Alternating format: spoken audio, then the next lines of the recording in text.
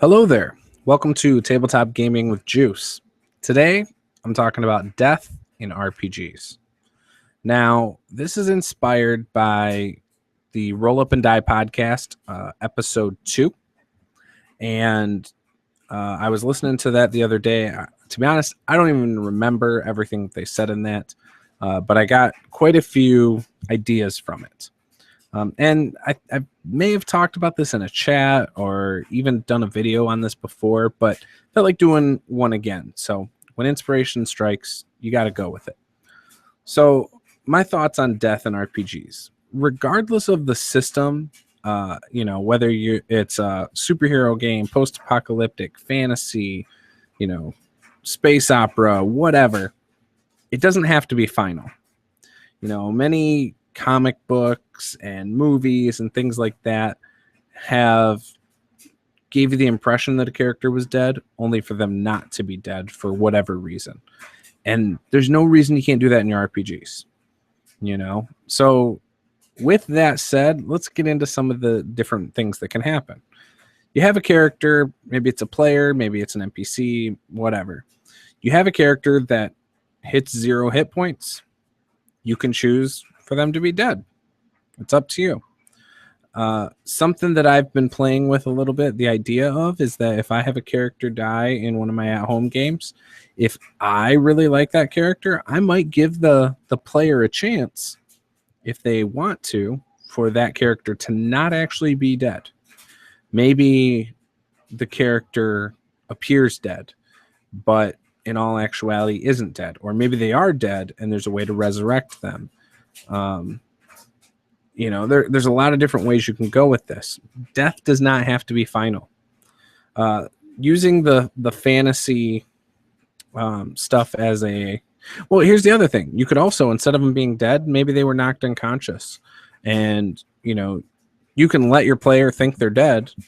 Ask for their character sheet. Maybe you roll a d6 if it's like a D&D or a D20 based game. Whichever, say it's a 1, so that would coincide with strength, and then you roll a d4 and subtract that from the attribute, and it's like a permanent wound. So now as a DM, you got to think, okay, why would their strength have dropped? Oh, maybe they had part of their muscle slashed off or something. You can come up with whatever you want, but maybe they have nerve damage, and so it makes lifting things with their arms a little bit difficult.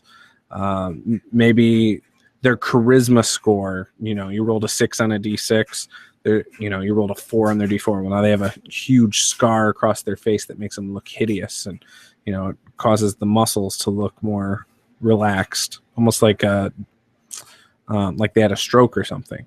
If it's the Palladium system, you could roll a d8, and whatever the attribute coincides with, again, do a d4, subtract it. Now you have a permanent wound that's associated with that time that they hit 0 hit points.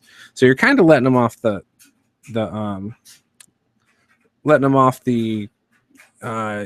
know what I'm saying. You're basically letting them off the hook, but still doing something permanent, even though they should have been dead. And I think that's it's a cool way to evolve a character. Now they have a story of why their character has a deformity, disability, why they're not as strong, dexterous, why they're not as smart anymore. Maybe they suffered a brain injury, all sorts of things you can say that happened. Character dies. Using, D&D as the example, maybe they are in front of a demon or something, and they make a pact. Now you just level dip them 1 level warlock. In order to make it so it's not unbalanced, you just take one of their other levels off, give them 1 level warlock, or you just put them back into the world, and then with the stipulation that the next time they level up, they take 1 level warlock.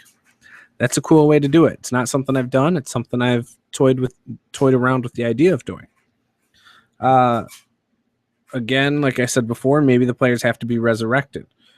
Now in the meantime, what do? You can give the player who died an NPC to control for a while. You could just make them sit there, and have to deal with it. But you could do, while they're doing that, you could cut to them in the afterlife. You can still give them moments to role play by just little 5-minute scenes in the afterlife and how they're reacting with their deity or a deity they didn't worship, or, you know, being in limbo. How is that affecting them? You know, and just keep going back to them every little bit.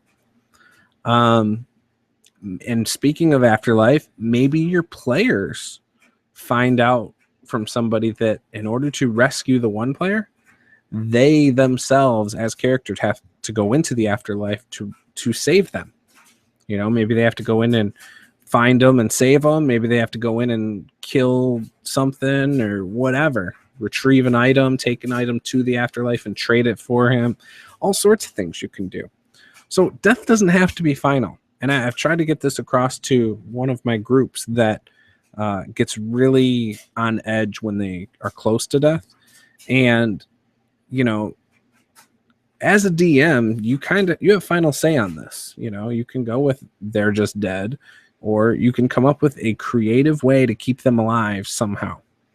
But before you say, oh, let's bring them back, ask the player if they really want that character to come back, or if they'd rather roll up a new character. Give them the option, you know. So it's either they are dead, or ask them if they want to make a new character or not. If they say they liked their character, then, you know, bring him back somehow. Find a way. So that's all for this video for Death and RPGs. I hope you guys found this helpful, inspiring. Maybe it's something that you're going to try in a future game. Maybe not. If it's something you've done before, you know, feel free to leave in the comments below. If you think these are cool ideas, tell me. If there's something else that I'm leaving out that you think would be really cool, again, let me know, because I love this kind of stuff. You know, anything you can do that I think is outside the norm that can add to the fun at the table is always good in my book. So please leave a comment below, and I'll see you guys next time. Thanks. Bye-bye.